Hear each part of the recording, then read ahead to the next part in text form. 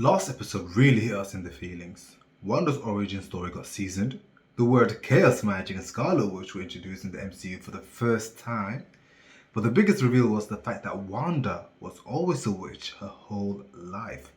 With the finale just being right around the corner, I would like to talk about what we already know, my theories, and mix it together and somehow predict how I think the show will end its season. Before we begin, if this is the first time ever watching my videos, my name is Harshi. If you enjoyed this video, give this video a thumbs up, subscribe, and comment down below if you agree or disagree with how I think WandaVision will conclude. It was revealed last episode that Wanda was always a witch, and not only that, she was the very reason the bomb did not detonate in front of her and her brother. Of course, we didn't know that at the time and thought it was a defect bomb, but as Agatha pointed out, she used probability hex, telling us that Wanda always was a witch to begin with, meaning that she didn't get her powers from the Mind Stone, but simply amplified what was already there. But how does this explain Pietro's situation? If the Mind Stone didn't give powers and abilities and only amplified what was already there, wouldn't that mean that Pietro's powers was always dormant but got activated by the Mind Stone? This is one of many questions that comes up right now, but I think that Wanda changed Pietro's fate. Remember the Hydra scientist saying that not one subject has survived direct contact. In addition to what we saw happen with Wanda when she got in contact with the Mind Stone, maybe during her encounter with the stone, she altered the probability of killing Pietro, therefore saving his life because she was a test subject before her brother. But don't forget that during her encounter with the stone, we got to see for the first time the Scarlet Witch with headgear and everything coming down as if it was some higher power coming from above. This might mean that the Scarlet Witch is an entity that chooses who it finds worthy. After all, Agatha knew about chaos magic, and not only that, she also knew about the name Scarlet Witch as if it was some kind of prophecy written down somewhere. Maybe it's written in the book that she was having in her dungeon, which happened to be the Darkhold which used to belong to Cathorn, the first wielder of chaos magic. If you don't know who Cathorn is, he's basically the god of chaos who used his chaos magic to control over the world. But after he was defeated, he was sealed in Mount Wundagore, which happens to be the birthplace of Wanda and Pietro Maximoff. It was here that Cathorn touched Wanda as a newborn and gifted her with only a fraction of his chaos magic. However, his spells and all of his abilities were written down in his book called Darkhold that Agatha now possesses in her basement. Does this mean that Cathorn will be the big bad revealed in the finale? We do know that Strange keeps tabs on everyone that might be a threat to the world and its reality he swore to protect. That means Cathorn and Agatha is a threat, but also Wanda due to the fact that her ability allows her to rewrite reality, which creates an opening for Doctor Strange to make an appearance in the finale. Obviously, this is just a theory, but just like you, I love to theorize about things that might happen in the finale. But before we talk about the things that might happen in the future, we need to talk about the questions that still remained unanswered. How did Hayward get a hold of Vision's corpse? How is Wanda able to move around in the US freely after breaking the Sokovia Accords? Who is the individual in witness protection that Wu tried to contact? And most importantly, how did Wanda have a DVD of Malcolm in the Middle when she was born in 1989 and was 10 years old when her parents died, but the show didn't come out in the year 2000 and the DVD didn't even come out until 2002? But it can also be an honest mistake by the producer side, so we'll just let that slide. Anyway, I am most curious on how Hayward got a hold of Vision's body. The thing that we last remember before WandaVision was him dying in Infinity War, and that we didn't get to see him at all during Endgame. And since Endgame's plot happens 5 years after the incident of Infinity War, most of us just assumed that Vision was buried or the Avengers took care of it. However, it was revealed in last episode that Vision made some protocols for the events of his death, which can see that Hayward clearly disregarded, as if this man couldn't be a bigger jerk.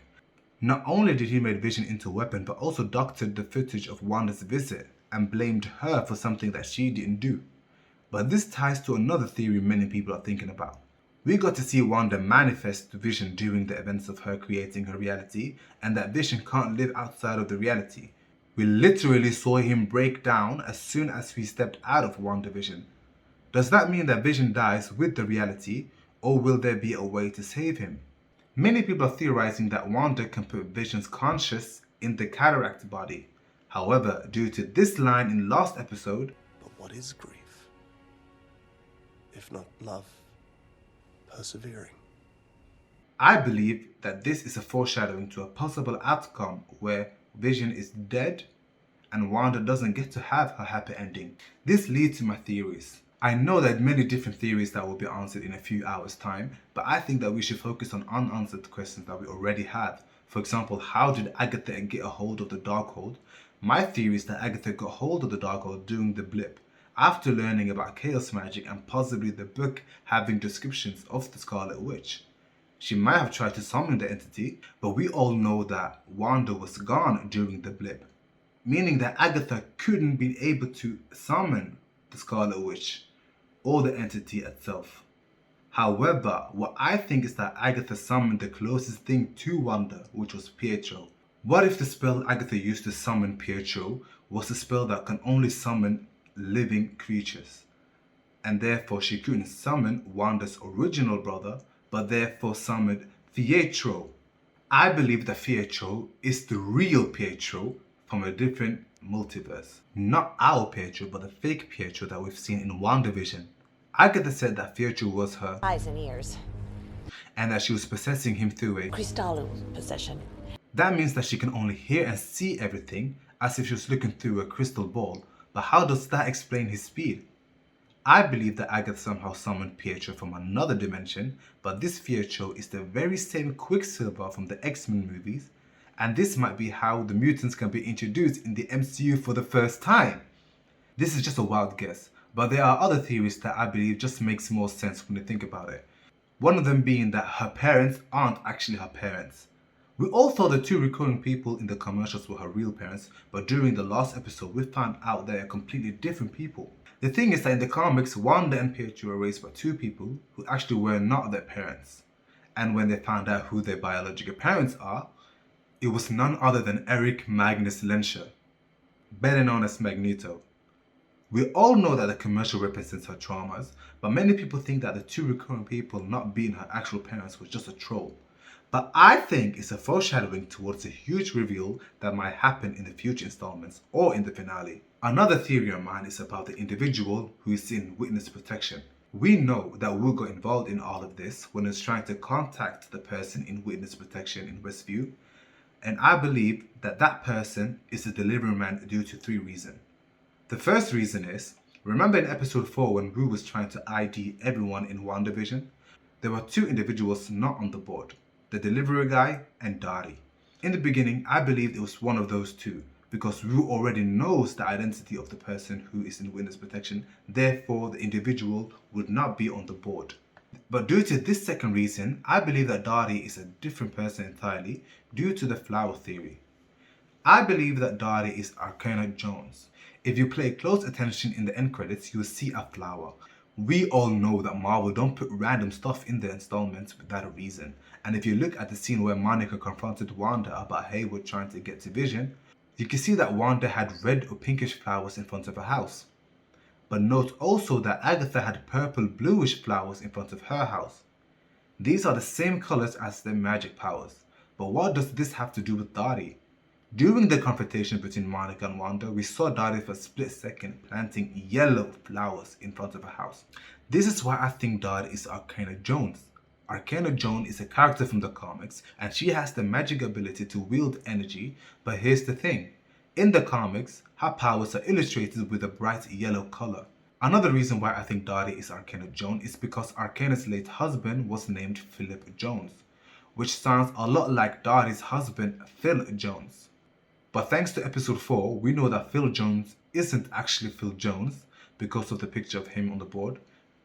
But then who is Dari and how did she get in WandaVision? My third reason for why I believe it's a delivery man is the fact that the person in witness protection had to be in Westview before Wanda created WandaVision.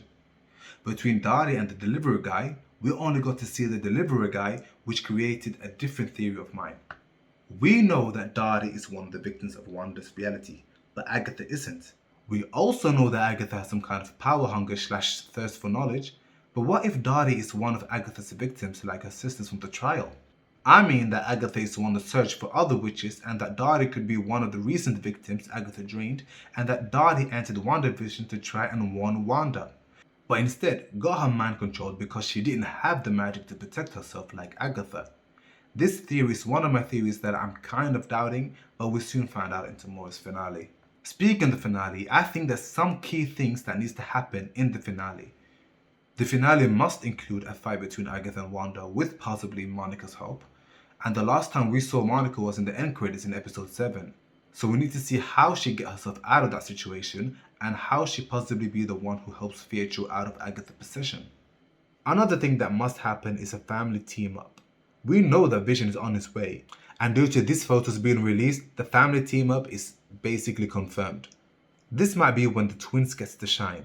We know that Tommy has his uncle's speed and that Billy has his mother's powers, but blue collared of course. I believe that Tommy gets a Quicksilver-like scene in the finale and Billy gets to use his telekinesis and telepathic powers, but not on Wanda's level. Another thing that I believe needs to happen is the Vision versus Vision fight, where the white Vision gets destroyed, which eliminates the chance of putting Vision's conscious in the new body and Vision dies. Another big thing that needs to happen is the reveal of the real big bad. Because I know in the comics Agatha has worked for Mephisto, but we all know how the MCU loves to take twists and turns when it comes to the comics. The fifth thing I believe needs to happen is an Avengers level cameo, probably Doctor Strange, where he needs to either stop Agatha / her boss, or Wanda bending the reality to save Vision, but can also be the engineer that we've been hearing about, or it can be Magneto. And lastly, an end credit scenes to tease both Doctor Strange in the Multiverse of Madness and Spider-Man No Way Home. So what do you think of my theories and predictions? Do you agree with me or do you disagree with me? Anyway, comment down below so I can read them all, and after the finale I will make sure to put an update video talking about which theories I got right and which theories I was completely wrong. If you enjoyed this video, give this video a thumbs up, subscribe to see future content, and always know that you can see more of my videos right now.